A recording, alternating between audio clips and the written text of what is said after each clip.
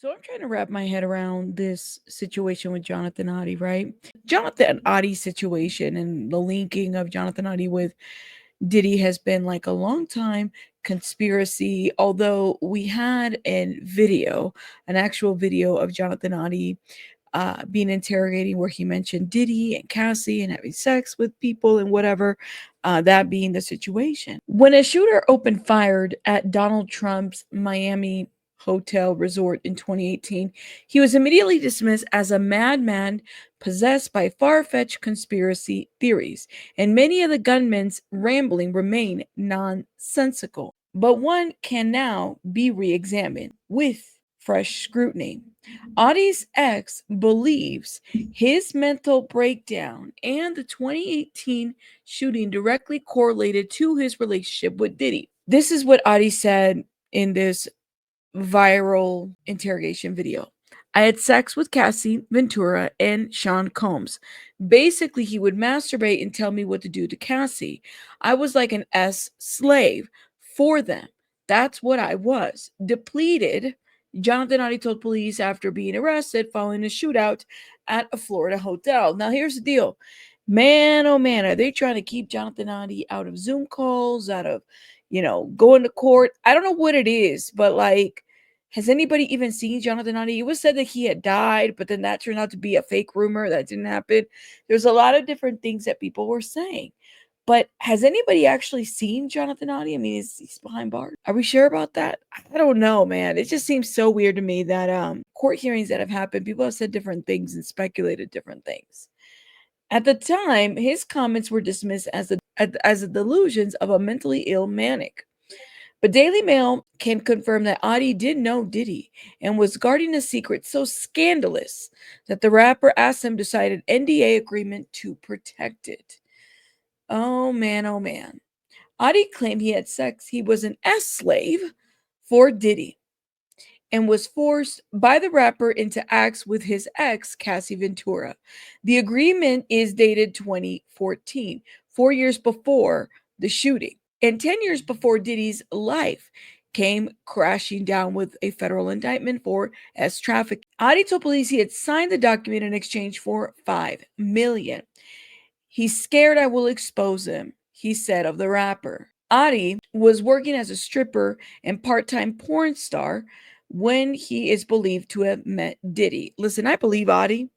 I do. And I believe that they're doing everything just possible to make him look like a less credible person. And I think we have enough reason, even with this indictment, like if you think about who's the witnesses, what he's being accused of, I definitely believe that Adi has always told the truth about this. Even if, he went about shooting the hotel, which is, of course, horrible. Not a good thing to do, obviously. But even in his mental state, I think he's very credible. People are speculating that he might be a witness. I don't know about that. Um, I have to wonder about that. I don't know. I guess I can't say. I have a question, though. I do wonder if Christina Coram knows Adi. I do wonder if Christina Coram is somehow like intertwined in this little circle of situations. I have a lot of questions about this. He also claimed to have turned over a tape to Diddy's then lawyer Mark Garagos. Didn't Mark Garagos have something to say about Diddy this week? I'm pretty sure. And then he got like yelled at and reprimanded and all this other stuff, because he's over there. He's showing up, acting like he's not really there for the defense, but he's there for the defense, and then giving, information to TMZ. Pick a side, Mark Garagos. You can't play lawyer and then go be a podcaster or a blogger. Like, pick a side. And the thing about Mark Garagos is, this should have already been kind of already established. It's weird to me that his daughter is on the defense and somehow we are not supposed to believe that they're not communicating. Like, you guys don't see the implications of this. I definitely do. I feel like there's a lot of bias, and people need to call it out and be careful and just start noting it now. I don't know, honestly. There's been so many things said about Diddy at this point, and I do wonder whether, if Diddy goes down, if he goes down for the right reasons. Do they have enough? Does the government have enough, you know, evidence, discovery, whatever it may be, to essentially, find this man guilty. Will a jury find this man guilty? And even today, just reviewing some of the jurors, I mean, we were live for many, many hours and just talking about what about this juror? What about that juror? And just the sketchiness between that. But this is interesting that Oddi turned over a tape to Mark Garagos. Like I said, I believe Oddi. The contents of that alleged tape are unknown. Now, Oddi's former wife, Tanya Troutwine, tells Daily Mail how he unraveled after that agreement with Diddy. Now, a trial in Manhattan of for a slew of sex trafficking. In May 2018, Oddi entered the Trump property with a gun. He was shot by police after opening fire. He's lucky he didn't get killed, but or that he didn't even hurt somebody in the process of this. The date of the contract was around the same time as our divorce. This is what his then wife said. I almost felt like he divorced me because he came to all this money so I wouldn't claim it. But our lives were already going in different paths.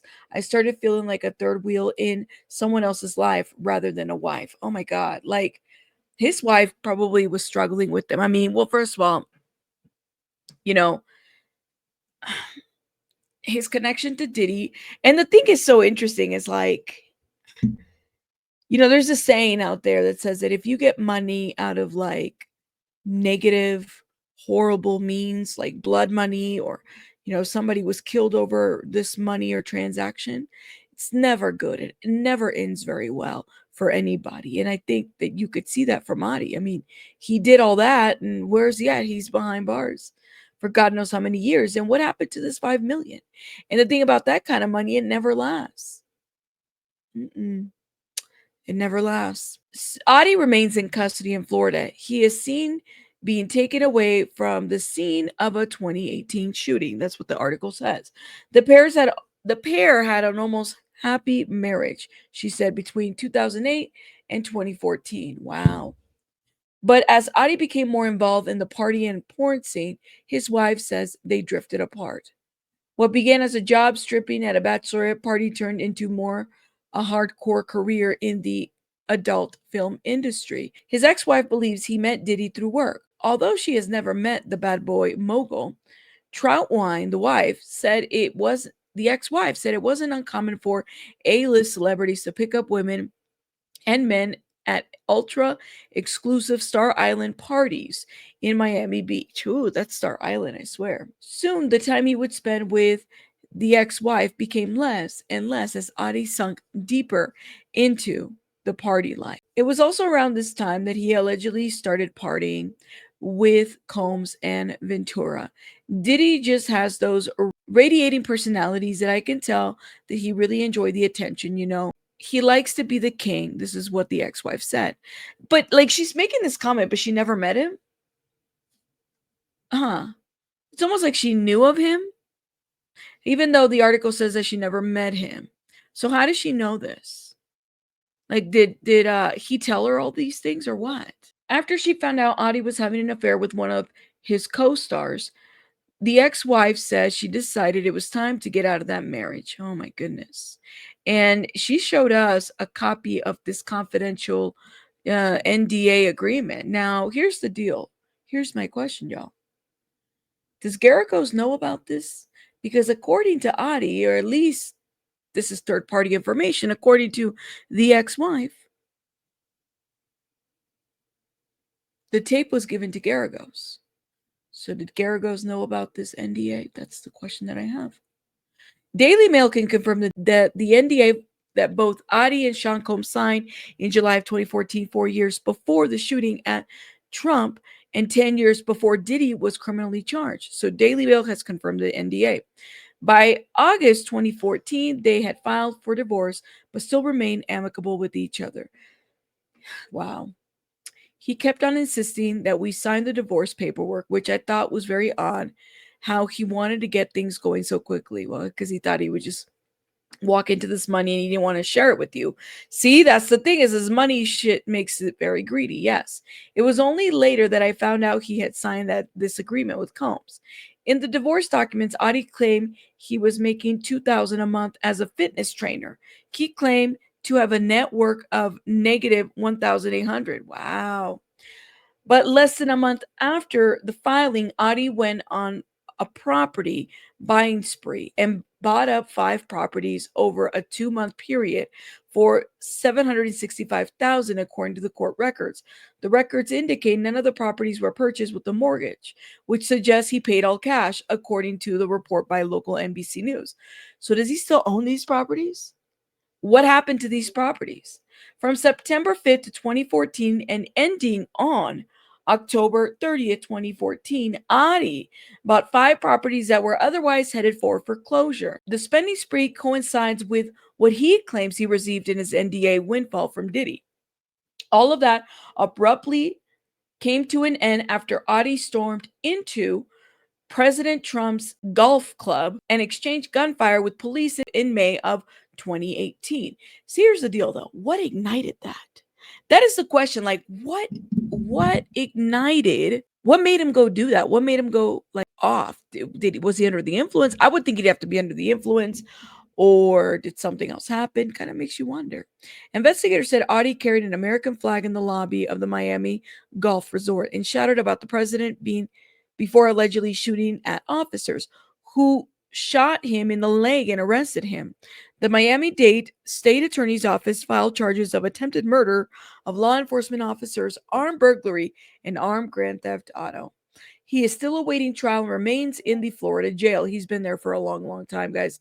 And I don't know, guys. Like, I'm surprised he hasn't been Epsteined, to be quite honest with you, because I think that Oddi could really, really I don't know. I don't think he's a witness. I know people say, well, maybe he's a witness. I don't think so.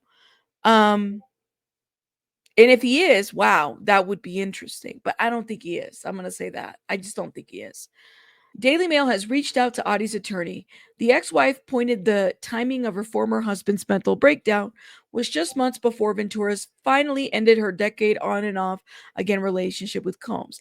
I don't think it's a coincidence, she says. So, if any of this is true that P. Diddy abused Cassie or was being aggressive, Jonathan Oddi definitely would have softened that situation and wouldn't have tolerated the abuse. He would have tried to help the situation and not make Cassie feel bad about it. The ex-wife said that she had spoken to Oddi since his arrest and believes he had a mental breakdown before he went to the golf course that night. I don't know, man. What caused that mental breakdown? Had he had one before? It's a lot. Was it greed? Bringing all that negative, even though it's money, all that negative energy could definitely make somebody spiral for sure. I'm just saying. I think he lost his mind for sure. The ex-wife said. I think he did have some issues, and at that point, he was struggling. A lot of people are able to hide mental issues. Let's just say he worked out his body more than what was going on inside his brain. Ventura filed, of course, for this lawsuit against Sean Diddy Combs in 2023, where she claimed she was drugged, argued, and frequently beaten by her ex-boyfriend during the on and off relationship of 10 years. The complaint said Combs forced Miss Ventura to engage in acts with male workers while masturbating and filming the encounters. Now, could these be one of the films? These could be a freak off film, right? Very likely.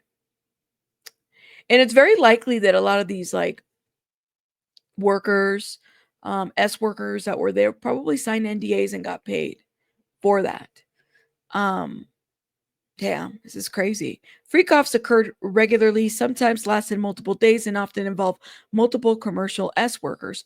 Prosecutors wrote in a criminal complaint. Sometimes, unbeknownst to the victims, Combs kept videos he filmed of the victims engaging in acts with commercial workers. After freak-offs, Combs and the victims typically received IV fluids to recover from the physical exertion and drug use. So I was thinking about this. If the workers did not know they were being filmed, I wonder, I mean, I'm sure that the government probably contacted each and every one of those, whose tape they might have had and said like, okay, like you were filmed on this day.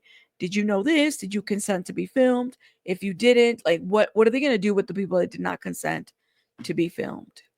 I mean, clearly that should be a charge, but we don't know.